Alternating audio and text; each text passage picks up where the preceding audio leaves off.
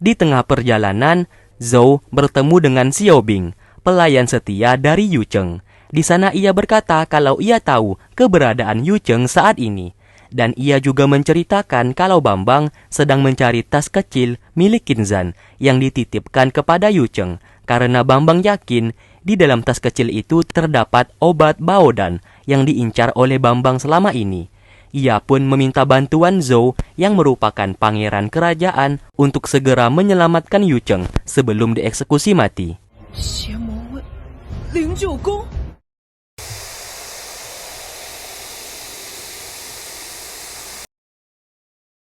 Zhou bersama pasukannya datang ke markas milik Qinzhan. Di sana ia menemui mereka untuk meminta bantuan. Ia tahu kalau Qinzhan sangat dekat dengan Yu Cheng. Maka dari itu, ia ingin mengajak mereka untuk bekerja sama untuk menyelamatkan Qinzhan. Karena satu-satunya orang yang bisa menyelamatkan Yu Cheng adalah Qinzhan. Di penjara, Ming Yue mencoba berbicara dengan Qinzhan menggunakan telepati. Dan apa yang ia lakukan ternyata berhasil.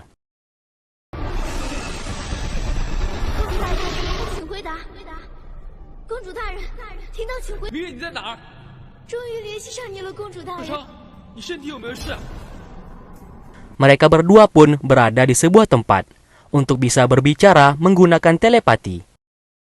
Tak lama kemudian, Han Yi, Su Er, Ting, dan Zhou juga berada di sana.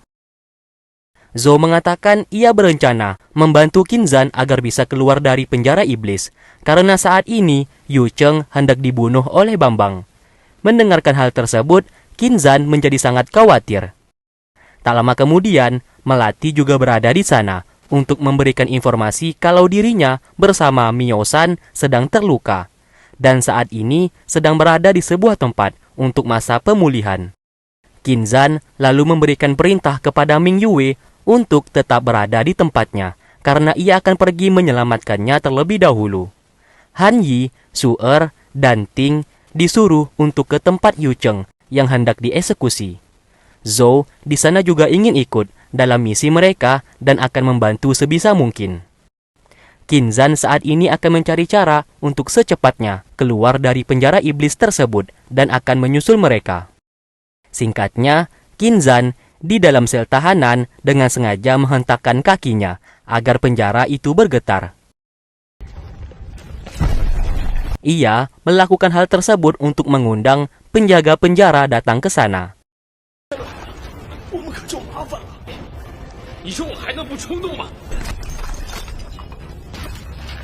Ternyata cara yang ia lakukan berhasil untuk mengundang penjaga penjara. Setelah itu, Qinzhan menantangnya untuk berduel. Dengan besar kepala, penjaga penjara mengatakan kalau sehebat apapun Qinzhan, ia tak mungkin bisa dikalahkan. Karena apabila Qinzhan membunuhnya, maka semua orang, termasuk Qinzhan yang berada di sana, juga pasti akan mati. Namun siapa sangka, Qinzhan tidak berniat membunuhnya, melainkan ia menggunakan semua besi yang berasal dari jeruji penjara untuk mengikatnya di sana agar tidak bergerak.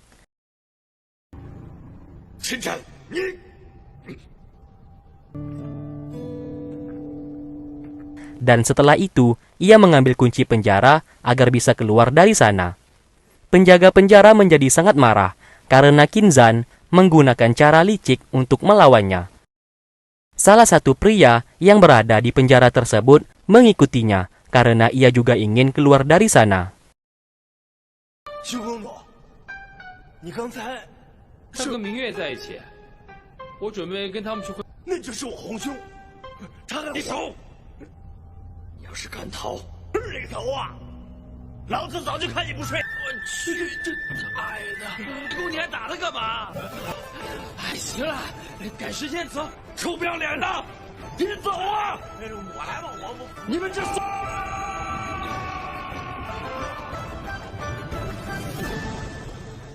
Saat ini, Melati mencoba mengobati luka Miao Shan yang terluka parah di sana. Melihat Miao Shan sedang diobati, Hai Feng juga mau diobati oleh Melati. Namun Melati mengabaikannya karena luka yang ia derita tidak cukup serius.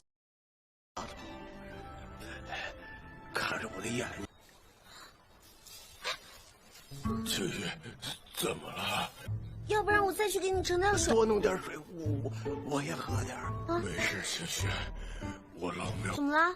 在下认为，你怎么？不可！丫头啊，青玉啊，丫头，别死！ Lagi-lagi kesialan menimpa mereka. Pria bertubuh besar saat ini masih mengejar dan langsung mencekik Hai Feng. Mio-san yang masih terluka parah mencoba menghalau pria berbadan besar tersebut. Karena sedang terluka, ia pun tak mampu untuk melawan pria itu.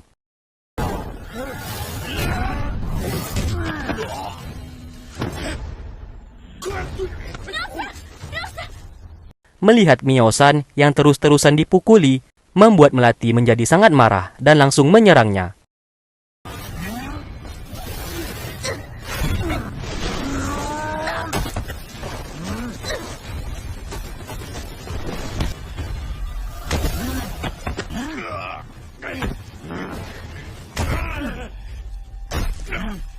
Ia pun berusaha mencekik pria berbadan besar itu, namun resikonya ia harus beberapa kali didorong oleh pria tersebut di sebuah pohon hingga ia terluka parah.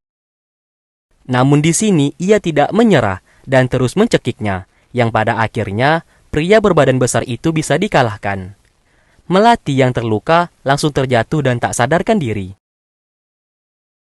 Di lain sisi, satu-satunya cara agar Kinzan bisa keluar dari penjara iblis, yaitu ia harus menaiki setiap anak tangga di sana, yang dimana ia harus bertemu dengan salah satu pria, pemilik dari penjara itu, agar Kinzan bisa keluar. Terlihat, ia menemukan sebuah pintu, yang ia buka menggunakan sebuah kunci yang ia curi dari penjaga tadi. Saat masuk ke dalam, justru ia bertemu dengan dua orang wanita yang sedang berdebat satu sama lain. Mereka berdebat mengenai siapa yang paling cantik di antara mereka.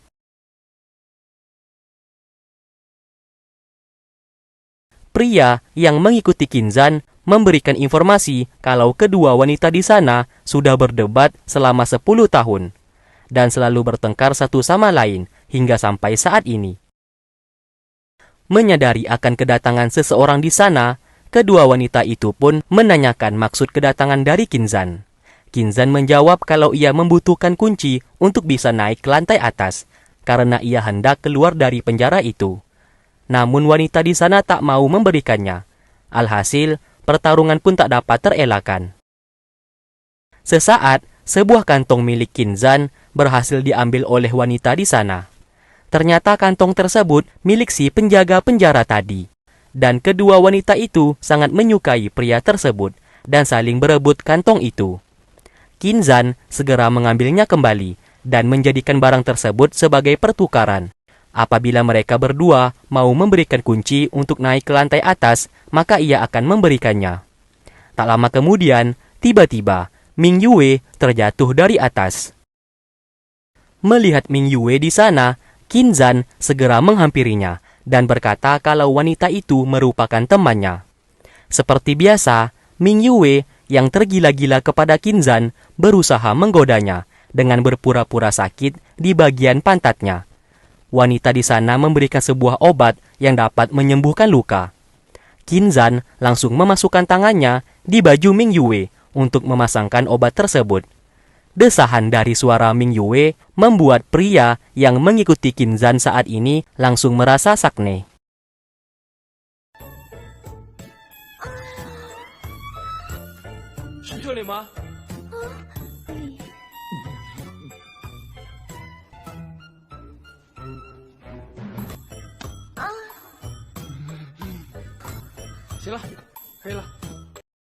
Setelah berhasil mendapatkan kunci yang ia cari, Kinzan langsung pergi dari sana untuk naik ke lantai atas. 我还有个心愿未了，算了，别管他了。有何指教啊？我在楼下，我王哥来了，你们给介绍。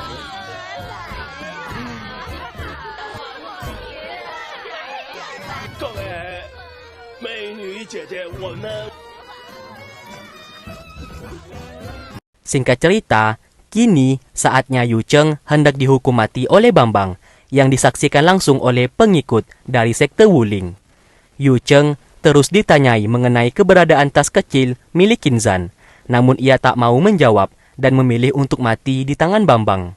Tak lama kemudian, salah satu pengikut dari Bambang mengatakan kalau saat ini terdapat anak buah dari Qinzhan yang sudah berada di depan gerbang. Dan tiba-tiba, ia langsung tewas seketika karena dibunuh oleh Han Yi. Pengikut dari sekte Wuling mengecam kalau Xiao Bing telah berkhianat dan bersengkongkol dengan para iblis. Xiao Bing menjawab kalau Yu Cheng tidak bersalah dan ia akan berusaha untuk menyelamatkannya. Han Yi di sana memberikan Bambang dua pilihan.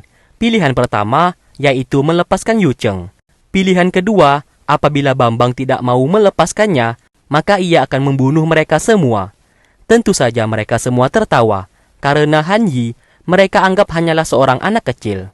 Di sini mereka belum mengetahui kalau Han Yi merupakan anak buah dari Qinzhan yang paling kuat di antara anak buah yang lainnya. Kembali ke penjara iblis, Qinzhan akhirnya berhasil menemukan pintu terakhir. Ia pun segera membukanya dengan kunci yang telah ia dapatkan. Sebelum masuk, pria di sana mengingatkan kalau pemilik dari penjara iblis ini memiliki kekuatan untuk menyedot kekuatan seseorang dan mereka harus berhati-hati. Setelah masuk, mereka bertemu dengan seorang biksu, pemilik penjara iblis yang sudah hidup ratusan tahun. Tanpa basa-basi, Qinzhan langsung meminta cara agar mereka bisa keluar dari penjara iblis, karena ada seseorang yang harus ia selamatkan saat ini. Si pemilik penjara tentu saja tidak mengabulkan permintaannya. Pria di sana mencoba melawan si biksu dengan kekuatannya.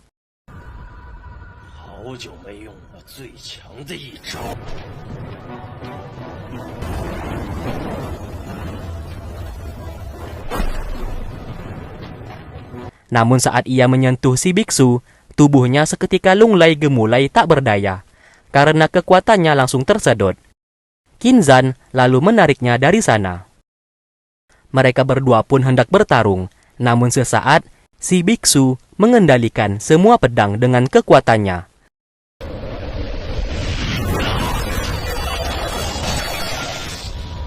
Ming Yue sangat terkejut karena kekuatan yang digunakan oleh si biksu ini sama persis seperti kekuatan milik Qinzhan.